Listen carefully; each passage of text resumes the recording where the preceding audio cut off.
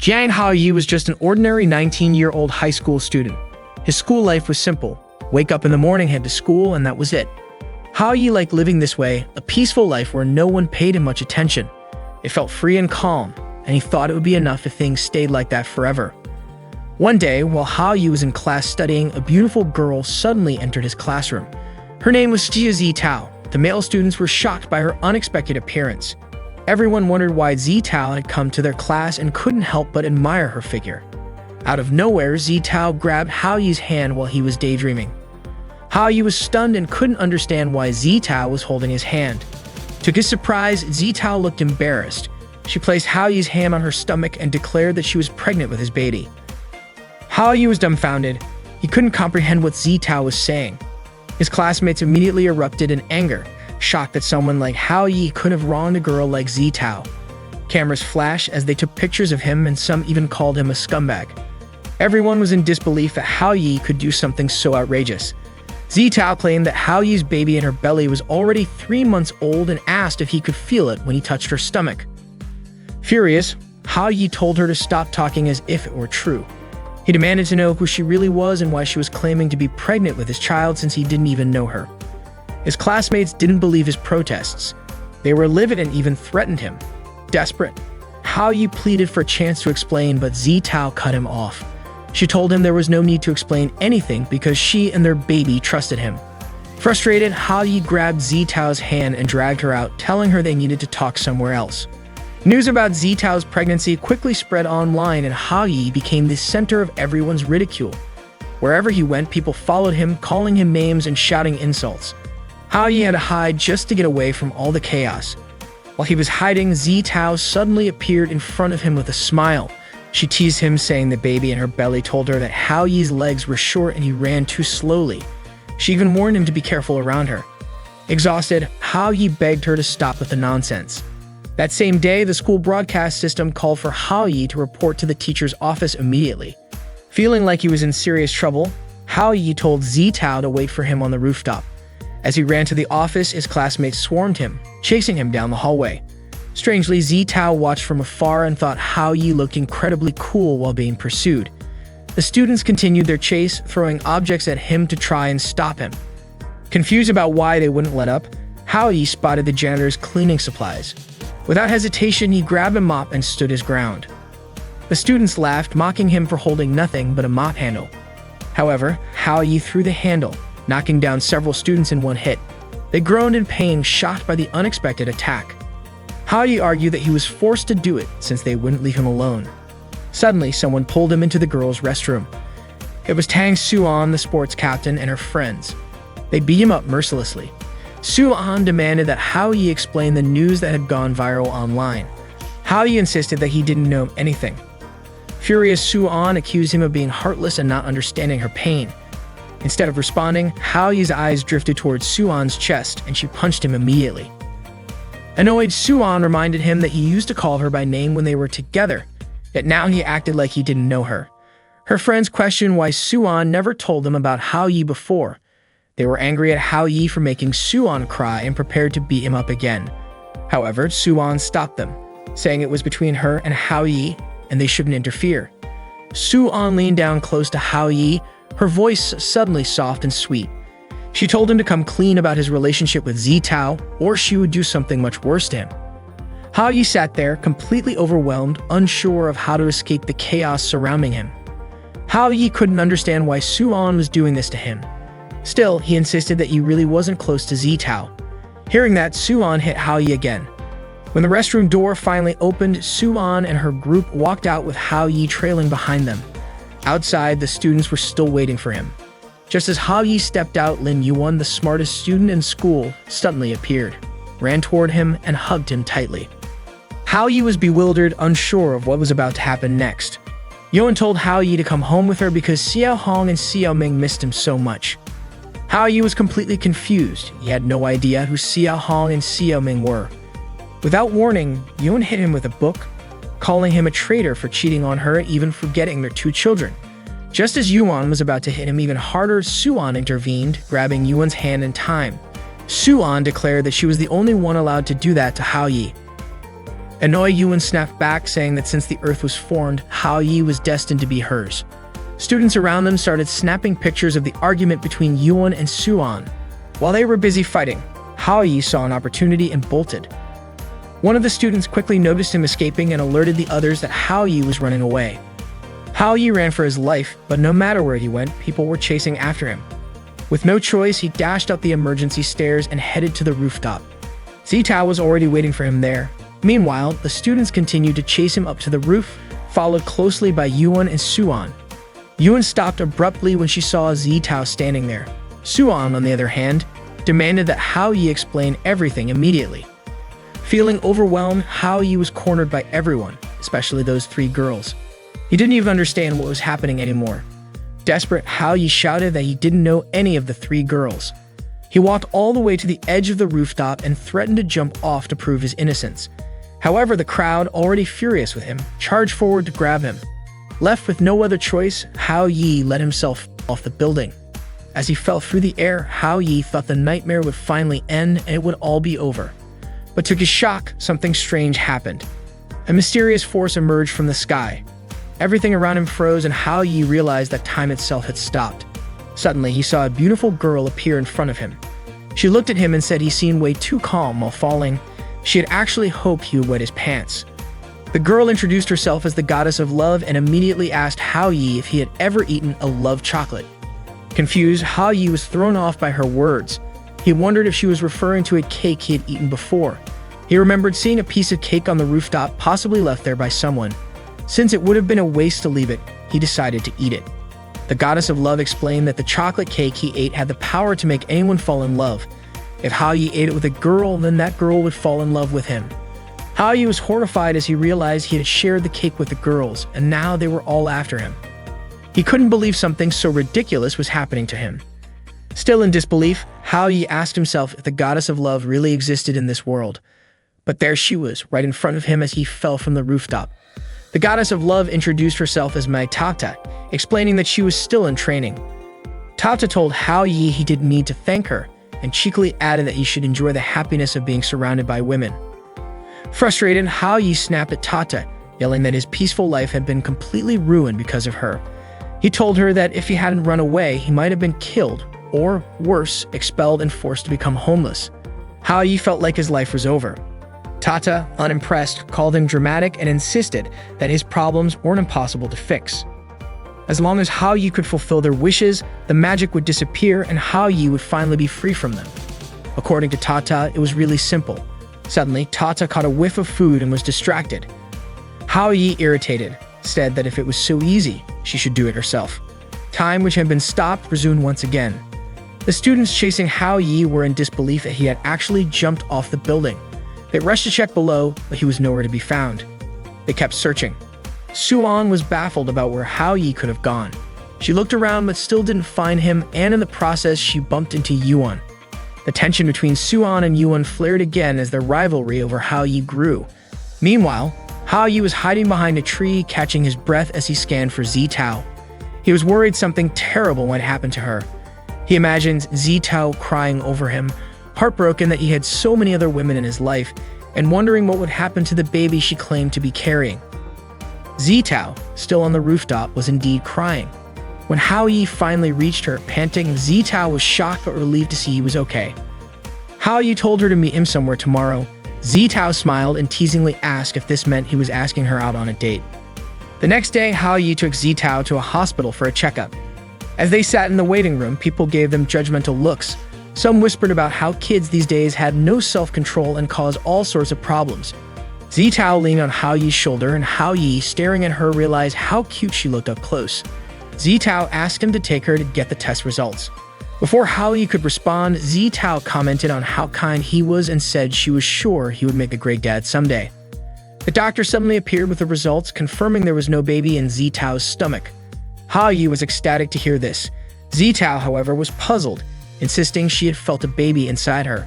She quickly concluded it was her fault and vowed to try harder next time to get pregnant. She even suggested they buy something to speed up the process, claiming she knew all about it. Hao Yi quickly changed the subject, suggesting they visit her family to clear things up. When they arrived at Zitao's house, Hao Yi was stunned. The place was a grand mansion, practically a castle.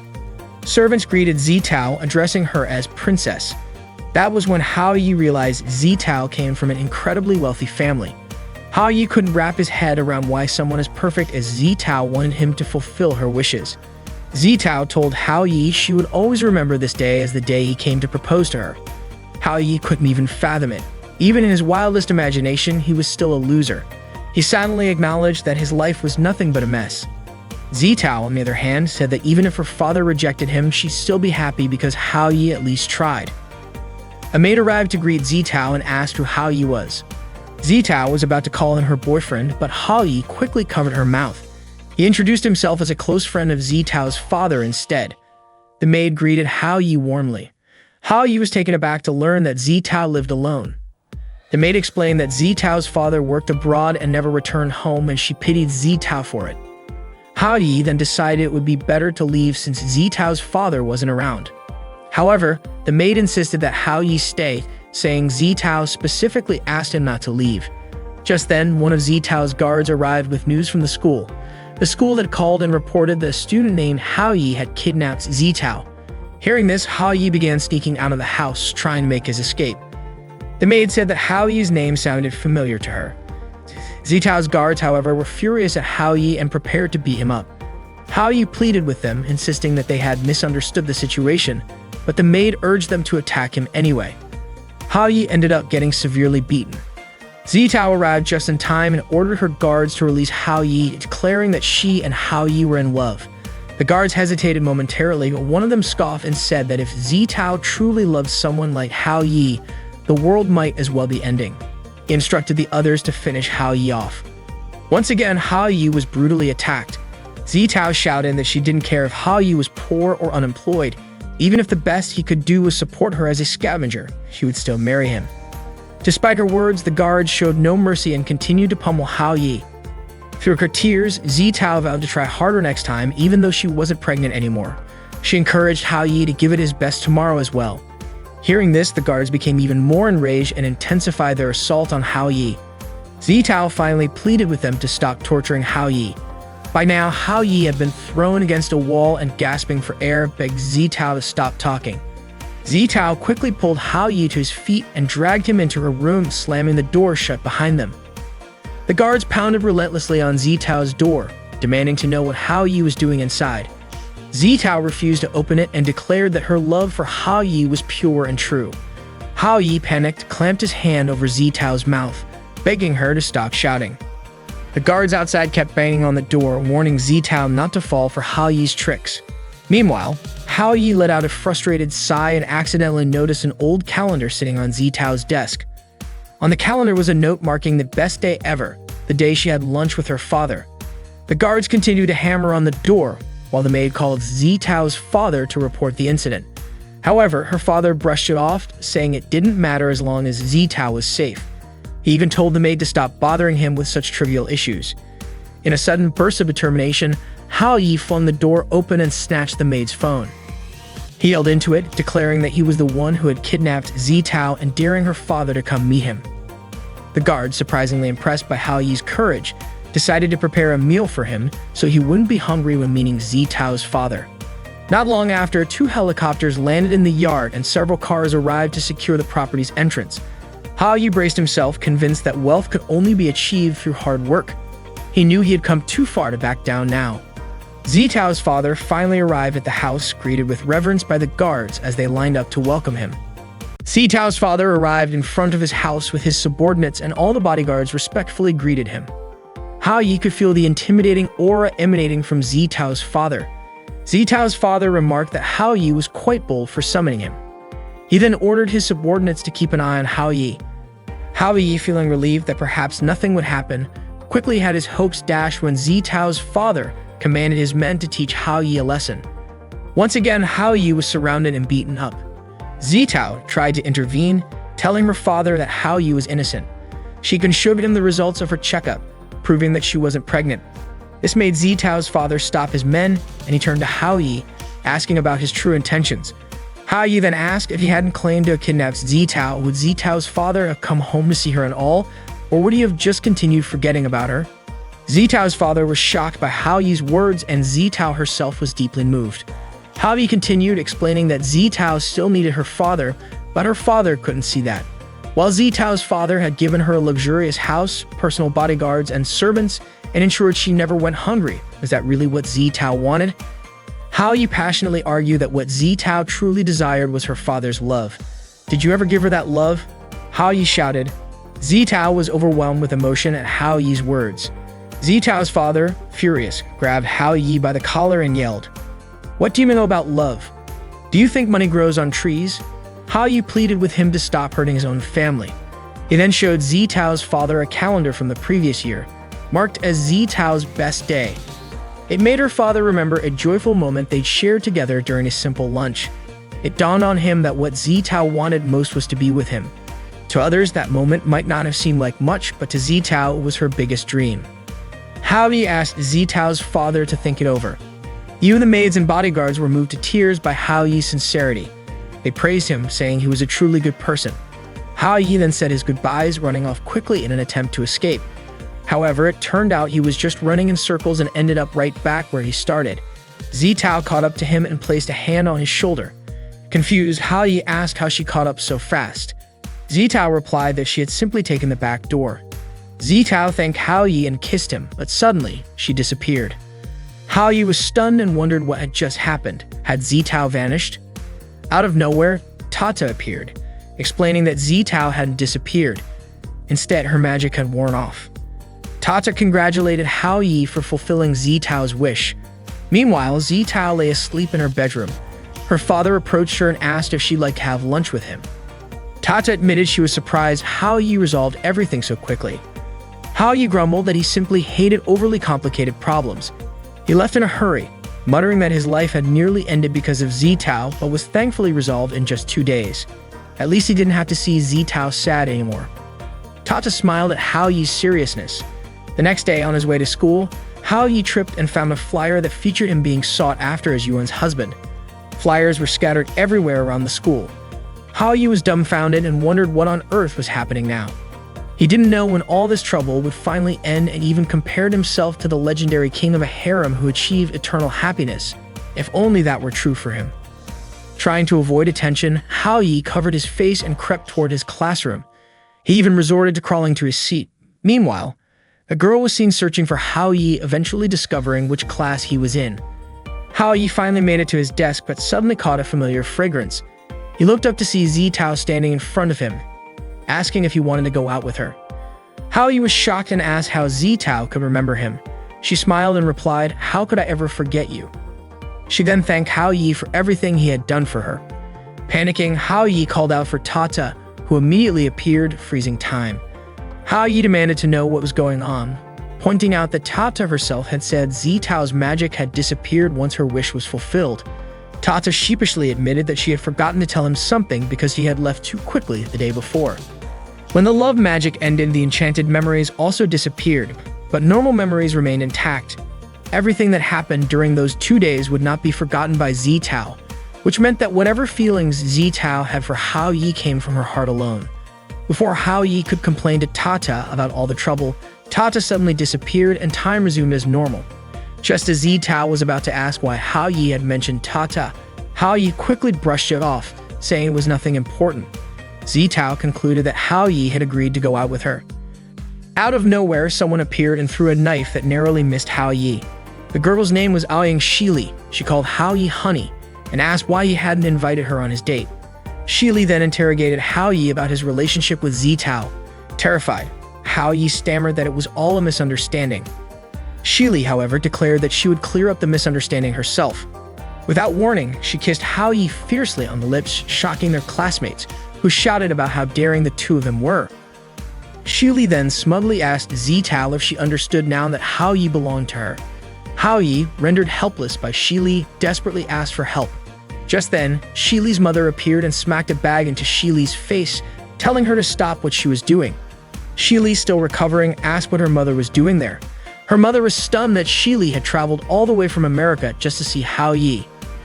Hao Yi nervously greeted Shili's mother, but both Shili and her mother immediately told him to be quiet.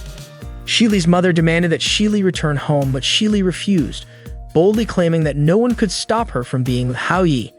Shili's mother, clearly disapproving of her daughter's relationship with Hao Yi, insisted that Shili give up on him. The two began to fight right in front of everyone.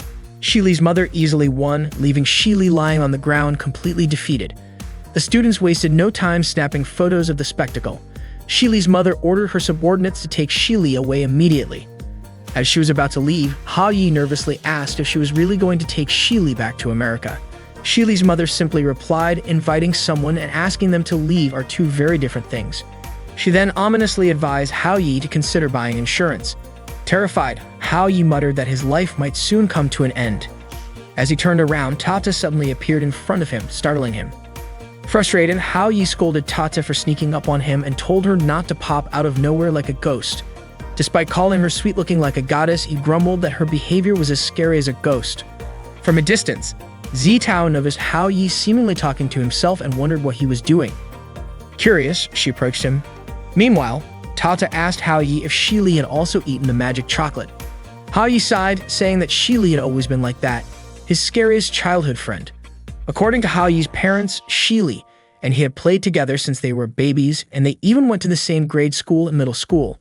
Just thinking about it made Hao Yi's head hurt. Suddenly, Hao Yi felt someone behind him. Zitao, in a panic, tried to hide behind 3 leaves, which was of course useless because Hao Yi could still see her clearly. Embarrassed, Zitao said she didn't want to interfere with Hao Yi and Shili's relationship since they were childhood friends.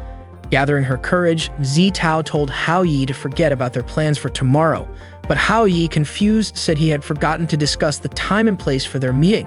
Apologizing, he admitted he wasn't good at choosing locations and asked Zitao to let him know if she had a place in mind. Hearing that, Zitao smiled and walked away. Tata, watching everything unfold, commented that Hao Yi seemed to be starting to like Zitao after everything they had been through. Annoyed, Hao Yi shot back that it was all Tata's fault for setting this up in the first place. He warned Tata to stop following him and stormed off. Hao Yi made his way toward the school rooftop, trying to clear his head. But on the stairs, he bumped into Suan. Without a word, Suan slapped him and ordered him to follow her immediately. Hao Yi ran into Suan on the stairs and Suan immediately slapped him. She coldly declared that their relationship was over. Hao Yi, unfazed, responded that he didn't care if they'd broke up and added that with such a harsh attitude, no one would ever like Suan. Furious, Suan stormed off, leaving Hao Yi stressed and frustrated. Tata appeared moments later, asking what had happened to Hao Yi in the short time she'd been gone.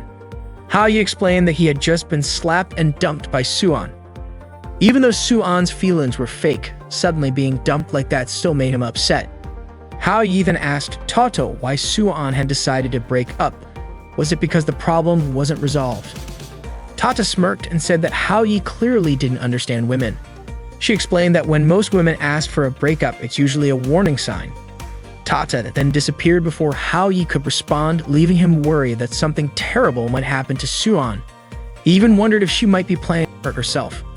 Later that afternoon, Hao Yi saw Suan punishing a group of boys by making them do push-ups. They looked utterly exhausted, struggling to complete the hundreds of push-ups Suan demanded.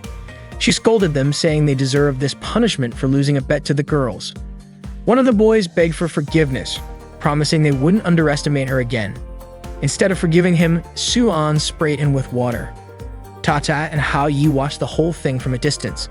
Tata remarked that Suan was truly oppressive, managing to stay completely unfazed despite just having broken up. Seeing how bad the situation was, Hao Yi decided he had to step in and save the poor boys. Tata teased him, pointing out that he could barely save himself. Hao Yi approached Suan, trying to reason with her. He told her that it was just a bet and there was no need to push them so hard. Suan scoffed, mocking Hao Yi for daring to confront her after what had happened between them. The boys cheered Hao Yi on, calling him their savior, but Suan quickly silenced them by spraying them with water again. In a panic, Hao Yi grabbed the water sprayer from Suan, but in the struggle, he accidentally sprayed her instead, soaking her completely. Frozen in fear, Hao Yi braced himself, convinced that Suan would kill him. But instead, Suan looked at him and said that he was far too kind and loved everyone too much. She finally realized why Hao Yi couldn't stay loyal. With that, Suan turned and walked away. The boys, now free from Suan's punishment, celebrated Hao Yi's arrival. They couldn't believe he had the courage to stand up to her, considering how terrifying she was. Suan, meanwhile, headed to the bathroom to clean up. As she washed, she couldn't stop thinking about Hao-yi, muttering to herself that he was trash who didn't deserve her love. Determined to move on, she told herself that everything was over and tomorrow would be a fresh start. The next day, Hao-yi overslept and woke up to find Shili lying on his bed. Shocked, he asked what she was doing in his room. Shili, unfazed, called him honey and told him to get up already. She asked why he was in such a hurry since it was Sunday. Then she playfully asked if Hao-yi had a date to go on. Hao-yi replied that he planned to buy some books and finish his school assignments. Hearing that, Shili left the room and locked the door behind her. Panicking, Hao-yi shouted that he didn't want to be trapped in his room on the day of his first date, but Shili calmly told him to relax and stay at home. In the living room, Shili ran into Hao-yi's parents. They asked where Hao-yi was, and Shili told them that he wanted to stay home and study. She also claimed that Hao-yi had asked her to buy some books for him.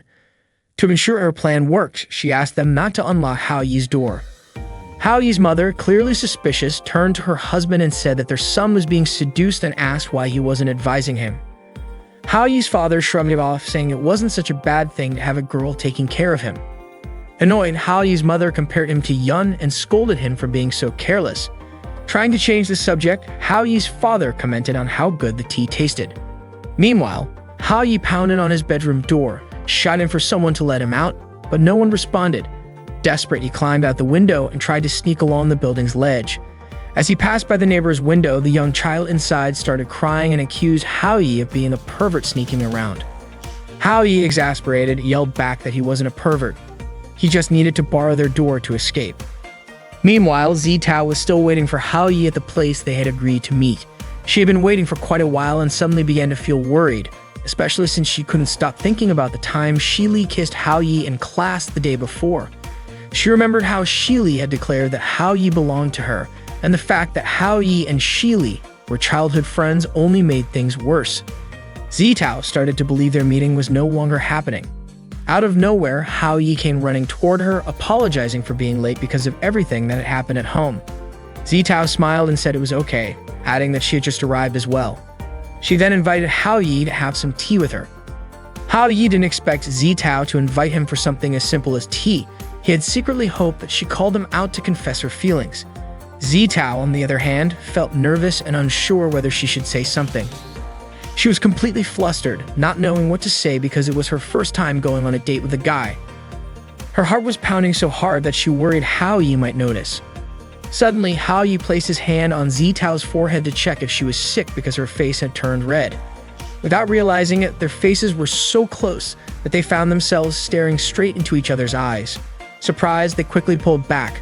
Hao-yi apologized and Zitao, blushing even more, said that she was fine. Both of them looked away awkwardly, trying to hide how embarrassed they were. Out of the blue, Hao-yi remembered that there was an anime and manga festival happening that day. He excitedly asked Zitao if she wanted to check it out with him. Hearing that, Zitao smiled brightly and agreed. Meanwhile, Shili returned to Hao-yi's room, bringing him the books she had promised. But when she got there, she found the room empty. Thinking that Hao-yi was playing hide and seek with her, Shili muttered that she wouldn't let him win. At the festival, there were tons of visitors gathered around taking pictures of 3 cosplayers. They were chatting in a way that sounded like they were mocking Suan. It seemed like they didn't like her very much. As Zitao and Hao-yi walked past, many visitors turned to stare at Zitao, captivated by her beauty. Zitao really wanted to hold Hao-yi's hand, but she couldn't bring herself to do it. Hao-yi also wished Zitao would hold his hand, and for a moment, he thought about taking the initiative himself. But the crowd was too overwhelming, and the moment never felt quite right. Suddenly, a group of people came rushing through, shouting Suan's name. The crowd was so frantic that they bumped into Zitao, who nearly fell. Thankfully, Hao-yi quickly caught her before she hit the ground. Hao-yi was shocked to see that all these people were flocking to take pictures of Suan, the same Suan who had dumped him just the day before. At the festival, Suan looked incredibly sweet and charming, completely different from the strong and brash version of her at school. When Suan turned around and noticed Hao-yi standing there, she froze in shock. She hadn't expected to see him at the festival. At the anime and manga festival, Suan was cosplaying when she suddenly spotted Hao-yi arriving at the event. She wanted to chase after him, but the large crowd of visitors taking pictures of her made it hard to get away. Eventually, Suan managed to approach Hao Yi and immediately asked why he came to the festival. Was it just to make fun of her?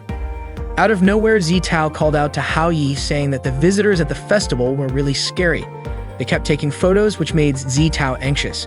Suddenly, Suan noticed some of her sports club members at the festival, so she quickly grabbed Hao Yi and Zitao to move them somewhere else. In the middle of the situation, Suan had no choice but to flash a sweet smile at the visitors, calling out her name. The crowd nearly fainted from how adorable she looked. Meanwhile, Shili had just arrived at the festival entrance. She was carrying a sword, and the visitors were in awe, thinking she was a cosplayer because she looked so cool. However, Shili wasn't there for fun. She came looking for Hao Yi, knowing he couldn't escape her. Suan pulled Hao Yi and Zitao into a room to avoid being seen by her sports club members. Hao Yi teased Suan, saying he didn't expect her to enjoy cosplay and that it actually suited her. Suan got annoyed, snapping back that Hao Yi was still making fun of her. Hao Yi denied it, saying he wasn't mocking her, he was complimenting her. Suan then covered Hao Yi's mouth and grumbled that she wouldn't be hiding like this if it weren't for him. Hao Yi asked why she needed to hide since she looked cute. Hearing this, Zitao began to think that maybe Hao Yi had a thing for cat costumes. Suan then admitted that she didn't actually like doing this. Ever since she started school, the girls in their class were constantly harassed by the boys. At first, the boys were just staring at the pretty girls. But then two girls who weren't particularly attractive and were more muscular showed up. The boys immediately chased those two girls away. It didn't stop there. The boys continued to bully them, calling them ugly and claiming they were full of viruses. The two girls were insulted, splashed with water, and treated like trash. They ended up crying because they couldn't stand the bullying anymore. Seeing this, Suan was furious and immediately stepped in to teach the boys a lesson. She fought off the boys, which left the two bullied girls amazed. Suan then asked them if they didn't want to fight back. The two girls said Suan was incredible and that they wanted to follow her. From that day on, Suan protected the girls at school. Everyone started to see her as a role model, so she couldn't let them see her in cute outfits like this. If they ever did, they'd feel disappointed, thinking she was just messing with them. They would probably abandon her, leaving her completely alone. Hao Yi pointed out that even though Suan's intentions were good, she was still hiding her true self from others. He told her that she should show people who she really was instead of living in hiding like this. Suan shot back, saying someone like Hao Yi would never understand her feelings. She then called him a Capricorn and added that she absolutely hated him. Confused, Hao Yi asked what being a Capricorn had to do with anything. Suddenly, an announcement came over the loudspeaker saying that the 12th River City Women's Competition was about to start. Zitao quickly reminded them that the cosplay competition seemed like it was starting soon. However, Suan said it was pointless because the competition required 3 participants to enter. If they didn't have 3 people, they couldn't compete, which was why she always came alone to defend her title. But now she no longer had the right to participate. Zitao seemed to understand the situation and then came up with an idea. Since they needed 3 people, she suggested that she and Hao Yi join Suan to compete together. Suan was surprised that such an idea could work. However, Hao Yi thought it was impossible since he was a guy. But Suan didn't care. She immediately dragged Hao Yi to the dressing room to get him ready as a female cosplayer. While they were busy transforming Hao Yi, Shili spotted them. With a bit of persuasion, Hao Yi finally transformed into an incredibly adorable female cosplayer. Suan commented that Hao Yi looked so pretty, even she felt jealous of him. Zitao also agreed, saying Hao Yi looked stunning. When Hao Yi stepped out of the dressing room and saw himself in the mirror, he was completely shocked by his appearance. He practiced greeting the visitors with cute gestures and introduced himself as Yi. However, he couldn't help but feel disgusted with himself for acting that way. Unbeknownst to him, Shili was snapping photos of him from afar. Annoyed at Hao Yi for lying to her, she still couldn't help but admire his cross-dressing. She thought it was so cute that she could just eat him up in one bite. Shili decided she had a new plan to have some fun with Hao Yi. Suddenly, Suan burst into tears after discovering that the outfit she planned to wear for the competition had been torn. Zitao wondered who could have done something so cruel to Suan. Hao Yi recalled that there were people who didn't want Suan to win, so they resorted to dirty tricks like this. Hao Yi asked Suan why she didn't just wear another outfit since this one was ruined. However, Suan misunderstood him, thinking he was implying that someone like her wasn't suited to wear something like that. Hao Yi immediately clarified that he didn't mean it that way, but Suan, now upset, snapped that she didn't need his pity. She cried and ran off, leaving Hao Yi calling after her, but he couldn't stop her. The ones who ruined Suan's outfit were the same girls who had been gossiping about her in the lobby earlier. They had planned this sabotage so they could win the competition themselves. Hao Yi asked Zitao if Suan's outfit was expensive. Zitao explained that the first time Suan won, it was because she wore a costume she had made herself, which was irreplaceable to her. Suan dropped the torn outfit and ran outside. Hao Yi finally understood why Suan was so determined to protect her secret. She was very careful about how others saw her. At that moment, Suan seemed to have lost the will to fight back, but what mattered most was that they still needed to participate in the competition and win it. While in the bathroom, Hao Yi tried to recall what a cosplayer needed to do. First, introduce themselves, then showcase their unique appeal as the main attraction. He still hadn't found Suan, and Zitao hadn't managed to find a suitable outfit yet. It seemed like Hao Yi would have to go on stage first. Suddenly, Tata appeared, startling him. Hao Yi reminded her that she was in the men's bathroom. Tata nonchalantly asked if Hao Yi was having trouble. Hao Yi asked her how he could win the cosplay competition and surprise everyone. An idea popped into his head as he thought about the concept of surprises, and he stared at Tata. Feeling awkward under Hao Yi's gaze, Tata squirmed uncomfortably. The Anan cosplay competition for women finally began, and Hao Yi, now introducing himself as Yai, had to go first. He felt a little nervous because the crowd was huge. Some girls mocked the silly name he used, asking if his stupid disguise was aiming for first place. They jeered at him, making fun of his efforts. Determined, Hao Yi reassured himself that he could do this. As he stepped onto the stage, he felt incredibly nervous under the stares of the audience and the constant flash of cameras. He tried to greet them, but in his nervousness, he tripped and fell. The crowd erupted into laughter, calling him useless and pathetic. Hao Yi froze for a moment, but then suddenly put on the cutest face he could muster, smiled sweetly, and told them to stop yelling at him. The entire crowd was stunned. They immediately started praising him, exclaiming how adorable he was. In an instant, they all fell for Hao Yi's charm. The girls who had mocked him earlier realized that the competition wasn't just about scoring points. Popularity was what truly mattered. Hao Yi had managed to win the crowd over. He promised himself that next time he'd do even better and left the rest to Suan and Zitao. He wasn't going to give up. Meanwhile, Tata was searching for Suan, but she was having a hard time because everyone at the event looked so similar. Zitao was still running around frantically, trying to find where Suan had gone.